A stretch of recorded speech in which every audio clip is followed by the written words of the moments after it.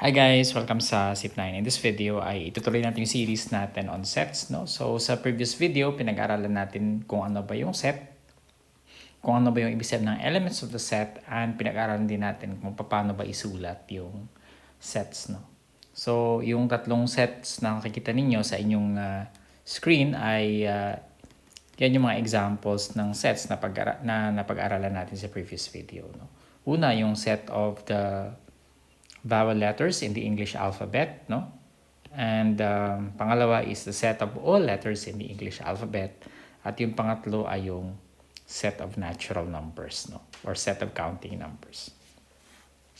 Now, sabi natin, ang set ay usually pinapangalanan siya ng malaking letter. So, for example, itong letter V. Tapos yung kanyang mga elements, no? Ay nilalagay natin sa curly brackets. Tapos, sineseparate siya using commas, no? So, curly brackets, tapos yung mga commas na nakikita niyo, no? And isa pa sa napag-aralan natin ay yung ang isang set ay pwede nating ilista, no? Kahit mahaba yan or kahit maraming elements, basta pwede natin siya ilista given enough time, ay tawag natin sa kanya ay finite sets, no? So, yung dalawang sets na ito, yung set B tsaka set A ay tinatawag natin na finite sets.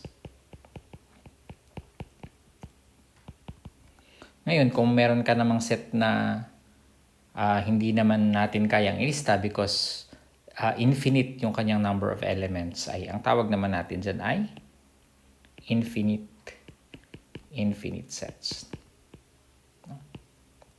Okay? So, yung set notation na ito, ang tawag natin dyan, yung nililista natin siya using the curly brackets, ang tawag natin sa way ng pagsulat ng set na yan ay tinatawag natin yan na list method or tinatawag natin na roster method. So, pag listing, pwede na siguro natin burahin to, no? This is called the list method. List method. Mali ata yung pronunciation ko. It's a list method. And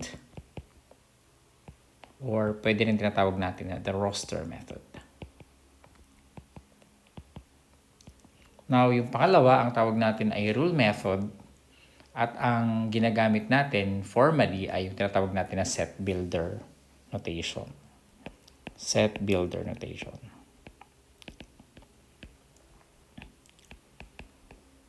So, sa set builder notation, ang kanyang pinaka-format ay S, no? For example, S is the name of your set. Meron tayong equal, tapos yung X, no? Such that X. Tapos yung description, no? Description of any element.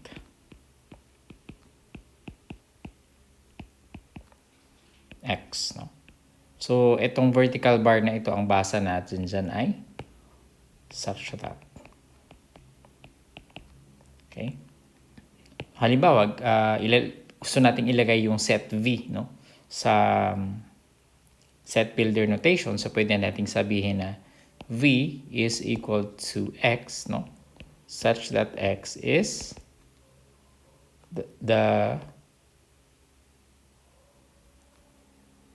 such that X is a vowel letter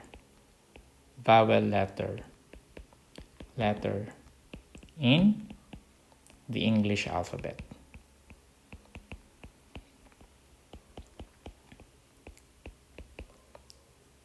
So, kung set A naman, A is, actually pareho lang silang dalawa, no? X such that X is a letter, no? Kasi lahat na to, no, kasama na siya, di ba? Yung 26 letters, hindi lang siya vowel. So, pwede natin sabing letter in the English alphabet. Importante nakalagay yung English alphabet kasi maraming alphabets, di ba? Meron namang ibang languages. Okay? So, para malinaw. Okay, what about yung N? So, N is a set of natural numbers. So, N is equal to X such that X is a natural natural number. So, kung hindi niya intindihan yung natural number, pwede nyo tignan yung definition. No? So, sinasabi lang naman niya na 1, 2, 3. Lahat ng counting numbers from 1 pataas. No? So, this is also called counting number. So, pwede rin x is a counting number. Pwede rin yan. In place of natural number. Okay, so nakalimutan ko banggitin kanina, no? Yung mga dot dito, tawag natin dyan ellipsis, no? Ang ellipsis ay ginagamit siya pag merong mga elements, no, na malinaw naman na sunod-sunod na hindi na natin maisulat lahat kasi mahaba. For example, yung ABC, ibig sabihin kasama yung D, E, F, and so on hanggang makarating siya sa X, Y, Z. Ang 1, 2, 3 kasi may ellipsis siya, ibig sabihin ay and so on siya. No? Ibig sabihin kasama lahat ng numbers na greater than 3.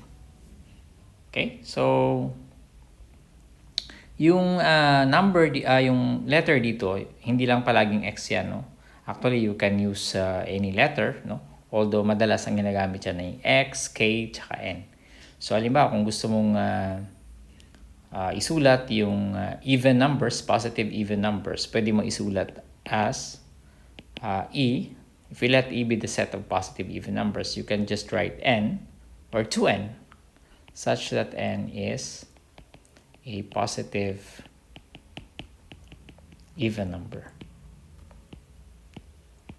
So, pwede yan, no? Kasi whatever your N here, such that N is a positive integer siguro, mas okay.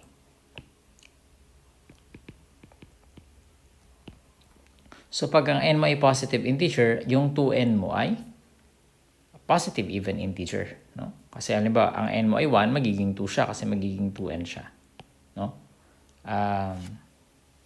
Pag ang n mo ay 5, yung 2n mo ay magiging 10. So, therefore, itong expression na to, yung 2n, will always be an even integer, a positive even integer. So, halimbawa, gusto mo rin isulat yung square number, for example, S. Let S be equal to 1, 4, 9, 16, 25, 49, and so on. Kita niyo yung pattern? These are square numbers, meaning ito ay, yung nasa taas ay 1 squared, 2 squared, tapos 3 squared, 4 squared, 5 squared, 6 squared. Kulang tayo ng 6. Sorry. So, dapat 36 yung susunod dito. So, 36, this is 6 squared, and so on. No? And so on. So, meaning, pag ginamitan natin siya ng set builder notation, pwede natin siyang isulat as S is equal to X squared. Kung gusto niya iba naman, K naman. So, you can use other letters, no? Kasi parang dami variable lang siya eh. So, K squared such that K is an integer or a non-zero integer. Bakit non-zero? Kasi pag negative, ganito rin siya, magiging positive din siya, di ba? Pag negative 1, magiging ito rin siya. Magiging, pag negative 2, tsaka 2, magiging 4 din siya. No? O kung gusto nyo, pareho din naman magiging resulta, pwede rin positive integer din. Pwede rin naman. Okay, so yan yung mga examples ng set builder notation, and pag-aaralan pa natin yung ibang examples sa mga susunod na videos. No? So as we go on, magiging familiar kayo, no, sa set builder notation, at minsan pala colon yung ginagamit niya, no. So sa ibang libro o kaya pag nag-higher math na kayo, mas ginagamit yung colon. Halimbawa, S is equal to K squared. Yung such that niya is colon, K is a non-zero integer. Okay, so itong dalawang ito ay pareho yan ginagamit, no? Okay, so that's it. Sana ay may natutunan kayo dito sa ating video. I'll see you in the next tutorial.